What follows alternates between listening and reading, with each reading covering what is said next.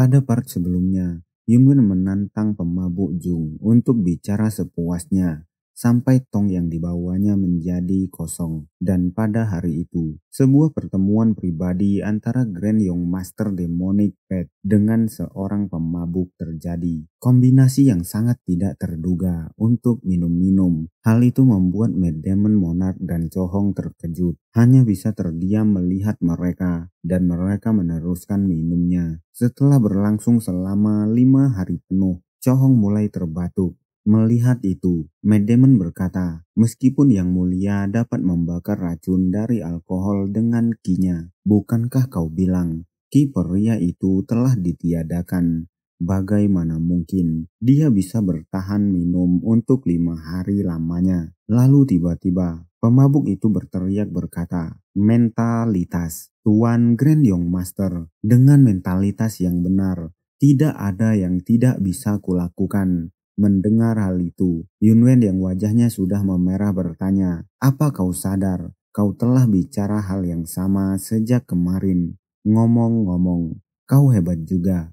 Meskipun kau nampaknya nyaris tumbang, kau tetap bertahan. Mendengar hal itu, pria itu bertanya, masa sih? Lalu Yunwen menaruh gelasnya dan dia berkata, itu artinya sudah waktunya untuk berhenti. Jang Ung mendengar hal itu, Jang Ung terdiam sejenak, lalu tertawa dan bertanya, bicara apa kau ini? Pemabuk ini tidak mengerti sama sekali. Mendengar hal itu, Yunwen menghela nafas dan berkata, baiklah.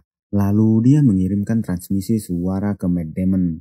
Dia berkata, Mad Demonic Monarch, termasuk kau. Semua orang yang ada di sekitar sini harus pergi. Tidak ada orang yang boleh mendengarkan percakapanku dengan Jang Ung.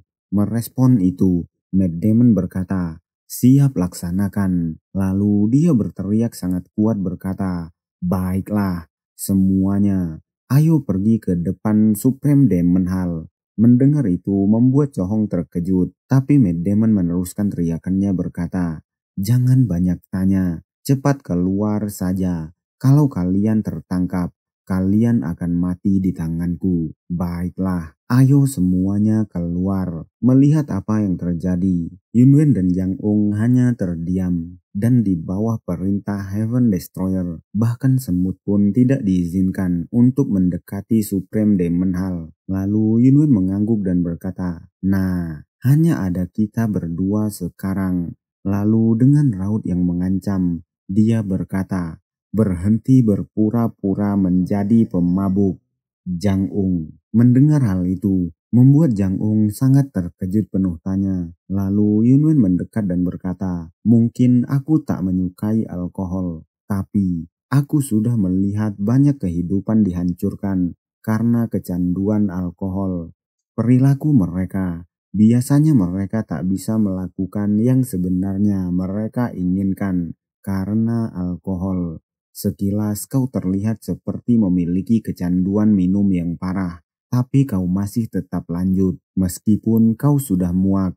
Jika kau benar kecanduan, kau pasti akan pingsan dan tertidur sekarang.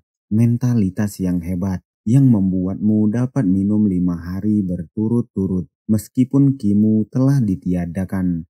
Ini artinya kau punya sesuatu yang lebih penting dibandingkan mabuk. Mendengar hal itu, Jang Ung tertawa, lalu berkata, yang benar saja. Berdasarkan rumor yang beredar, Grand Young Master telah mengeluarkan semua tetua. Lalu dia bertanya, apakah itu benar? Merespon itu, Yunwen mengiyakan, lalu berkata, diriku yang melakukannya. Mendengar hal itu, Jang Ung mendekat ke wajah Yunwen dan berkata, kau membuat kesalahan. Mendengar hal itu membuat Yunwen terkejut. Lalu dengan wajah meragukan dia bertanya, kenapa? Apa mereka ingin balas dendam? Merespon itu, dengan raut serius Jang Ung berkata, para dewan tetua memang tidak begitu berguna untuk sindikat kita. Tapi merekalah satu-satunya kekuatan untuk mengawasi orang-orang itu. Mendengar hal itu, Yunwen bertanya, orang-orang itu, apa yang kau maksud? Merespon itu, Jang Ung berkata, Apa kau tahu kenapa tetua memilih Handang sebagai penerus Grandmaster? Menjawab pertanyaan itu, Yunwen bertanya balik berkata, apa karena dia merasa dirugikan oleh Grandmaster? Merespon pertanyaan Yunwen, Jang Ung tertawa sangat keras lalu berkata, salah, bukan hal itu. Saat tetua dan Grandmaster seperti ayah dan anak, mereka tahu bagaimana membedakan masalah publik dan pribadi. Menuduh Grandmaster untuk alasan kecil seperti itu tidaklah mungkin. Mendengar hal itu, Yunwen memegang dagunya dan bertanya, jadi pasti ada alasan spesial. Merespon hal itu, Jang Ung melanjutkan berkata, kukira hal seperti itu mungkin terjadi. Aku bisa merasakannya. Grandmaster telah berubah menjadi orang yang berbeda. Mendengar hal itu, terlihat berpikir Yunwen berkata, Grandmaster Demonic Pact telah berubah menjadi orang yang berbeda. Apa kau punya bukti? Mendengar hal itu, Jang Ung berkata, bukti katamu. Lalu dengan percaya diri, dia berkata, tidak ada. Mendengar hal itu, Yunwen hanya terdiam menatapnya, lalu bertanya, yang benar saja. Merespon hal itu, Jang Ung tiba-tiba berteriak berkata, tapi meskipun tidak ada bukti nyata, aku punya bukti tidak langsung. Sebagai mantan sekuat Demonic Eye, akulah pengawal yang paling dekat dengan Grandmaster. Ketika aku merasa ada yang tidak beres dengan Grandmaster, ketua-tetua juga mulai menjauh darinya. Mendengar hal itu, Yunwen menyilangkan kedua tangannya di dada dan berkata, kalau yang kau bilang itu benar, maka artinya Grandmaster itu palsu. Tapi buktimu itu kurang meyakinkan. Mendengar hal itu, Jang Ung mulai berdiri dan berkata, benar. Mungkin saja sama sekali tidak ada bukti. Lalu Jang Ung berjalan menjauhi Yunwen. Melihat hal itu, Yunwen hanya terdiam penuh tanya. Lalu dia bertanya, kita sedang bicara, kau mau kemana? Mendengar hal itu, Jang Ung melirik ke arah Yunwen, lalu berkata, gunakan leherku ini sebagai buktinya. Karena aku mengatakan ini padamu, aku akan dibunuh oleh mereka. Lalu sembari semakin menjauh, Jang Ung tertawa sangat kuat. Mendengar hal itu, Yunwen dibuat terkejut lalu bertanya, apa-apaan itu? Apa dia gila? Lalu dia menghela nafas berat dan berkata, apa aku barusan mendengar bualannya? 5 hari berturut-turut. Lalu keesokan harinya, Siming berkata, itulah yang mereka katakan. Mendengar hal itu, Yunwen hanya terdiam menatap ke arah Siming, lalu berkata, begitukah? Jadi, Jang Ung beneran dibunuh. Setelah mendapatkan tubuh Jang Ung, Heaven Destroyer Yunwen memeriksanya dengan teliti. Luka fatal dari pedang dan sebuah senjata yang bundar. Tidak salah lagi, ini merupakan hasil kerja seorang master sejati. Lalu dia berkata kepada Chohong, penasihat, apa ada master yang memiliki ki setara dengan 360 tahun di dalam sindikat? Merespon itu, Chohong berkata, seharusnya tidak ada selain Grandmaster. Merespon hal itu, Yunwen berkata, kalau begitu, apa ada tanda seseorang menyelinap masuk ke sini?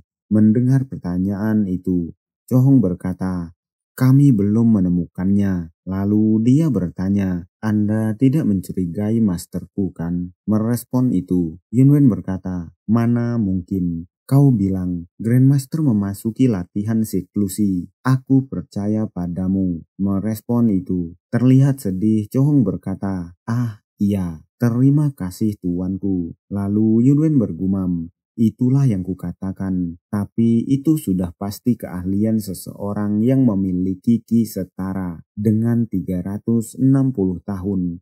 Terlebih lagi, kalau dia melepaskannya, semuanya hanya akan menjadi bualan seorang pemabuk, tapi dia malah membunuhnya dan menunjukkannya padaku.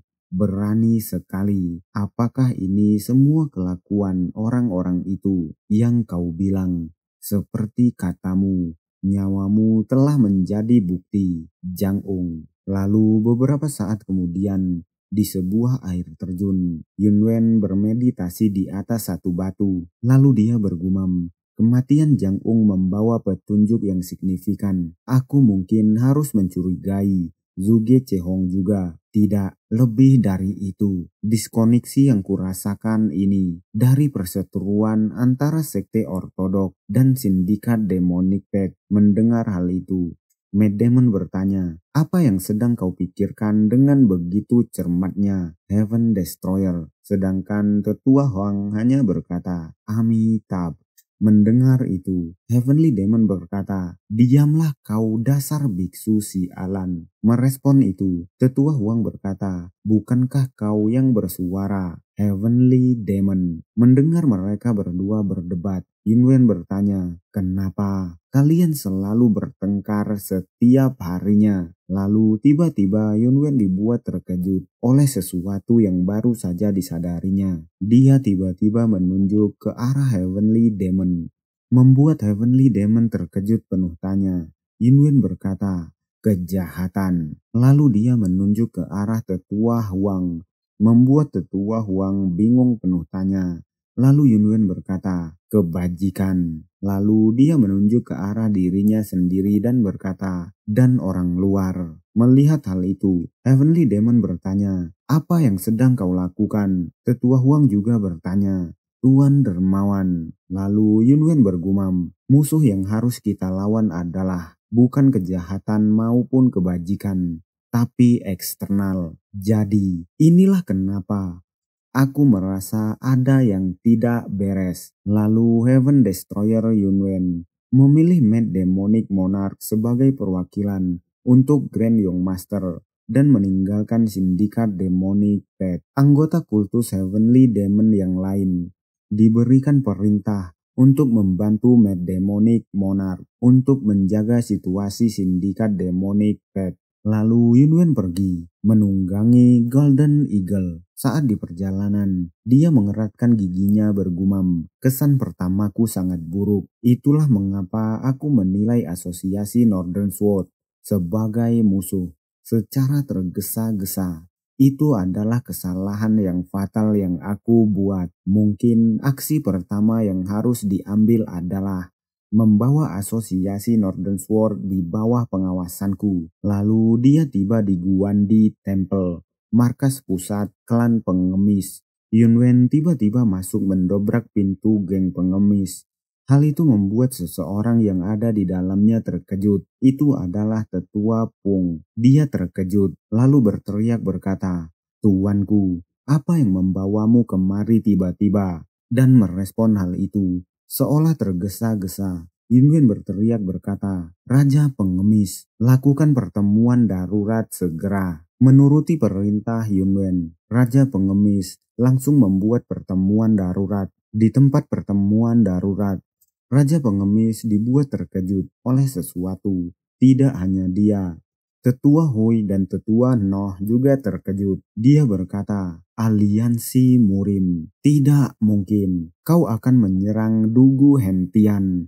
Mereka berteriak kompak meneriakkan hal itu. Bertanya kepada Yunwen. Merespon hal itu. Yunwen menjadi canggung bertanya, kapan aku bilang? Aku akan menyerangnya. Aku bilang, aku akan menggantikannya. Aku akan menggantikan Dugu Hentian. Dia mengatakan hal itu dengan raut yang sangat serius. Lalu dia melanjutkan, dan mengambil alih asosiasi Northern Sword. Mendengar itu, Raja Pengemis berkata, aku dengar kau sudah mengambil alih koalisi Southern Blade. Bukankah kita sudah memiliki pembenaran dan kekuatan yang cukup hanya dengan koalisi Southern Blade dan geng pengemis kita? Kalau tidak, apa kau punya rencana yang lain? Mendengar hal itu, Heavenly Demon yang terkejut bertanya, kau juga punya Demonic Pact Syndicate dan kultus Heavenly Demonic. Kenapa kau tidak menyertakannya? Menjawab itu,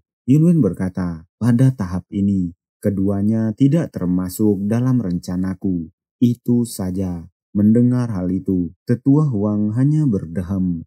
lalu berkata, "Benar." Setelah itu Yunwen berkata, "Aku akan bertanya balik padamu dengan melihat kedudukan dan kekuatanku saat ini. Apa yang harus kulakukan untuk menyingkirkan Dugu Hentian dan mengambil alih asosiasi Northern Sword?" Merespon itu, Raja Pengemis Pung melirik ke bawah dan berkata, "Jadi kau tidak ingin melenyapkan ketuanya dan mendapatkan sisa-sisanya organisasi konservatif seperti Asosiasi Northern Sword." Tapi sebelum dia menyelesaikan kalimatnya, Tetua Noh berkata, "Aliansi Murim secara harfiah merupakan kolektif sekte ortodok. Kalau kau bisa memenangkan hati sebagai faksi yang berkumpul bersama, mungkin ada cara untuk menyingkirkan Dugu Hentian dan mengambil alih asosiasi Northern Sword." Mendengar itu, Raja Pengemis Pung berkata, "Lebih mudah berkata dibanding melakukannya. Pertama-tama, Dugu Hentian dan asosiasi tidak bisa dipisahkan, dan bahkan kalau kau menjadikan semua pasukan lain sebagai sekutu, asosiasi Northern Sword masih menjadi tulang punggung aliansi Murim." Mendengar hal itu, Yunwen memejamkan matanya dan berkata, "Itu benar, asosiasi Northern Sword ini bagaikan kunci yang tertutup rapat. Itulah sebabnya kita membutuhkan mereka 4 kunci untuk membukanya." Mendengar hal itu, membuat semua orang bertanya kompak, "4 kunci? 4 kunci?" Ini mengacu pada 4 hal penting yang akan mengurai aliansi Murim dan masalah Dugu Hentian. Setelah melakukan rapat darurat itu, Yunwen pergi lagi menggunakan Golden Eagle, meninggalkan Tetua Pung, Tetua Hui, dan Tetua Noh. Melihat Yunwen pergi, Tetua Noh bertanya, "Astaga, aku harus menyebutnya apa? Radikal atau sembarangan? Bagiku itu tampak sepenuhnya." Tapi sebelum dia menyelesaikan kalimatnya, Tetua Pung tertawa sangat kuat berkata, "Hui dan Noh, kalian terlalu khawatir." Merespon itu, Noh bertanya, "Apakah kau tidak khawatir padanya?" Mendengar rencana yang tidak berdasar seperti itu. Merespon hal itu, Tetua Pung tersenyum berkata, "Aku sama sekali tidak khawatir. Tidak. Sebaliknya, aku merasa lega. 4 rencana utama yang dibicarakan oleh Yang Mulia, sesuatu yang hanya bisa dilakukan olehnya di tempat lain." Yunwen menoleh dan bertanya, "Apa kau baik-baik saja?" Dia mendaki sebuah gunung bersama seseorang. Orang itu terlihat terengah-engah kelelahan. Itu adalah Dugu Sulan. Sembari menyeka keringatnya, dia berkata, "Aku baik-baik saja." Sungguh. Mendengar hal itu, seolah tidak percaya, Yunwen berkata, "Kalau terlalu sulit untukmu, kau tidak perlu mengikutiku." Mendengar hal itu, Dugu Sulan berteriak berkata, "Tidak, sama sekali tidak sulit. Aku muak dikurung di kuil Guandi." Lalu dia tiba-tiba melirik, melihat ke arah pita yang diikat di tangan Yunwen. Itu adalah pita pemberiannya. Melihat hal itu, dia tersipu dan bergumam, "Kau tidak mengerti betapa gembiranya aku ketika kau memintaku untuk pergi bersamamu, Tuan Muda." Lalu dia berkata, "Tapi Tuan Muda, kita akan pergi kemana?" Merespon itu, Yunwen berkata, Aku belum menyebutkannya. Pertama, kita akan pergi ke yang pertama dari keempatnya." Mendengar hal itu, membuat Dugu Sulan bingung dan bertanya, "Yang pertama dari yang keempatnya?" Lalu Yunwen berkata, "Shaolin." Mereka telah sampai di depan gerbang Shaolin. Melihat gerbang itu, Dugu Sulan berkata, "Ternyata Shaolin." Mengingat seberapa dalam letaknya di pegunungan, masuk akal kalau menuju tempat ini butuh waktu lama. Mendengar itu, Yunwen meremas peta yang dipegangnya. Itu adalah peta yang digambar oleh Raja Pengemis. Dia bergumam, "Si Alan, kami benar-benar tersesat. Raja Pengemis, kenapa gambaranmu jelek sekali?" Lalu tiba-tiba Yunwen berteriak berkata, "Permisi, kami ingin bertemu dengan Zigong yang terhormat." Mendengar hal itu membuat Dugu Sulan sangat terkejut. Lalu tiba-tiba Seseorang membuka gerbang dengan kasar. Seorang pria yang besar tapi tidak botak. Setelah membuka gerbang dengan kasar, pria itu menatap ke arah Yunwen dengan diam. Lalu para bawahannya berlari melewatinya, menuju orang kasar yang baru saja datang, lalu mengepung Yunwen dan Dugu Sulan. Merespon kepungan itu, Yunwen hanya terdiam. Lalu pria besar tadi berkata, "Dari mana asalnya benefaktor pemula ini? Beraninya menyebut nama Dharma yang mulia begitu saja." Merespon itu, Yunwen tersenyum dan berkata, "Shaolin bahkan punya biksu berambut panjang akhir-akhir ini." Lalu dia bertanya, "Dan kau siapa?" Merespon itu, pria berambut panjang itu bertanya, Aku adalah Windcloud Soaring Dragon. King Yunhe adalah salah satu dari dragons di Murim." Mendengar namanya, Yunwen bergumam, "Windcloud Soaring Dragon. Aku pernah mendengar nama itu dari Namgung Hokrion. Dia pasti salah satu dari 4 dragon di Murim." Ya, sebagai salah satu dari 4 dragon di Murim, bisa dimengerti kalau dia sangat sombong. Lalu tiba-tiba Yunen berteriak berkata, "Namun, Bajirin, apa kau tidak tahu sopan santun? Aku adalah Jetface Divine Dragon, Wenyun, penerus Patriark ke-6." Mendengar hal itu, membuat semua biksu botak terkejut bertanya, "Apa katanya?" Orang itu Jetface Divine Dragon. Mendengar hal itu, King Yunhe yang terkejut bertanya, "Kau adalah Jetface Divine Dragon?" Lalu dia bergumam, "Bajirin muda ini." Tapi tiba-tiba terdengar suara teriakan berkata, "Cukup, itu adalah Venerable." Melihat itu, semua orang terkejut. Tiba-tiba berlutut di depannya. Selain King Yunhe, melihat hal itu, Yunwen hanya terdiam penuh tanda tanya. Lalu Venerable Zigong memberikan hormat kepada Yunwen dan berkata, "Biksu ini memberikan salam kepada Grand Martial Uncle." Mendengar hal itu, membuat King Yunhe terkejut, lalu bergumam, "Tidak kusangka Venerable yang akan menunduk duluan." Dan karena hal itu, King Yunhe juga tiba-tiba berlutut, memberi hormat kepada Yunwen. Melihat hal itu, membuat Yunwen dan Dugu Sulan terkejut. Lalu beberapa saat kemudian, di dalam sebuah bangunan, Yunwen di sana bersama Dugu Sulan dan Venerable Jigong. Venerable Jigong berkata, "Jadi, Anda bermaksud ingin Shaolin meminjamkan kekuatannya sebagai wakil dari 9 aliansi ortodok?" Mendengar hal itu, Yunwen berkata, "Itu benar. Seperti yang Anda ketahui, tirani pemimpin aliansi Murim akhir-akhir ini sudah keterlaluan. Dampak negatif yang disebabkan oleh aliansi Murim di dataran tengah hampir tidak ada bedanya dengan Demonic Pact. Jika kita tidak bertindak sekarang, hal ini mungkin tidak akan bisa diubah lagi. Itu pasti akan menjadi sebuah cerita yang memalukan untuk mengatakan bahwa Shaolin berpartisipasi dalam aliansi Murim tersebut." Mendengar hal itu, Venerable Zigong berkata, "Anda memang ada benarnya, valid. Tapi bolehkah biksu tua ini menanyakan satu hal?" Mendengar hal itu, Yunwen mempersilahkan. Lalu Venerable Zigong berkata, "Pertanyaan ini bukan untuk Anda, tapi Nona Dugu." Mendengar hal itu, Dugu Sulan dibuat terkejut. Lalu Venerable Jigong melanjutkan, "Sebagai putri dari pemimpin aliansi Murim, apa kau juga setuju dengan pernyataan Grand Martial Uncle?"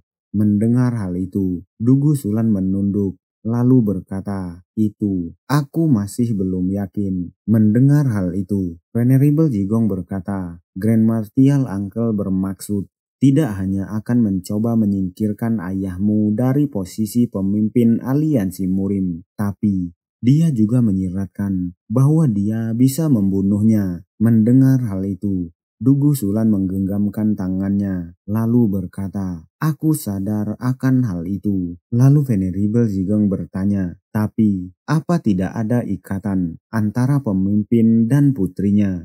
Merespon hal itu, Dugu Sulan berkata, Bagaimana bisa seseorang mengatakan tidak ada ikatan antara ayah dan anak perempuannya? Aku juga tidak ingin melihat hasil yang radikal seperti itu. Merespon itu, Venerable Jigong berkata, bahkan meski kau bilang begitu, aku rasa kalau Grand Martial Uncle bertindak, kau tidak akan punya kekuatan untuk menghentikannya. Mendengar hal itu, Dugusulan berkata, seperti yang Anda katakan, aku tidak memiliki kekuatan seperti itu. Venerable. Namun, mendengar hal itu, Venerable Jigong hanya berdehem. Lalu dia berkata, aku minta maaf, Grand Martial Uncle.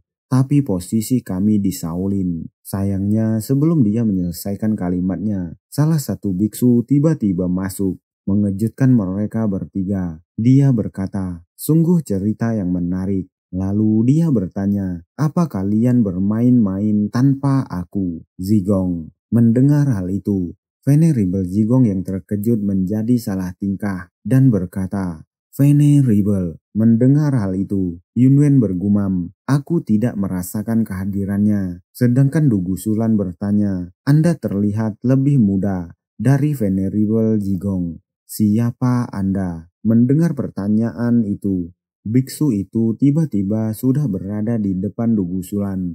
Lalu bertanya, apa aku semuda itu? Hal itu membuat Dugusulan terkejut. Lalu dia mendekati Yunwen dan berkata, dan kamu, oh, wajahmu memberitahuku bahwa kamu akan mati mendadak. Mendengar hal itu, membuat Yunwen yang terkejut menjadi sangat marah bertanya, apa-apaan biksu si Alan ini? Lalu tiba-tiba, biksu itu berteriak berkata, ngomong-ngomong, santai saja. Dan hal itu membuat Dugusulan dan Yunwen terkejut. Lalu biksu itu melanjutkan berkata, aku adalah kepala biara di tempat ini. Dia adalah Shaolin Abbot Ziyu.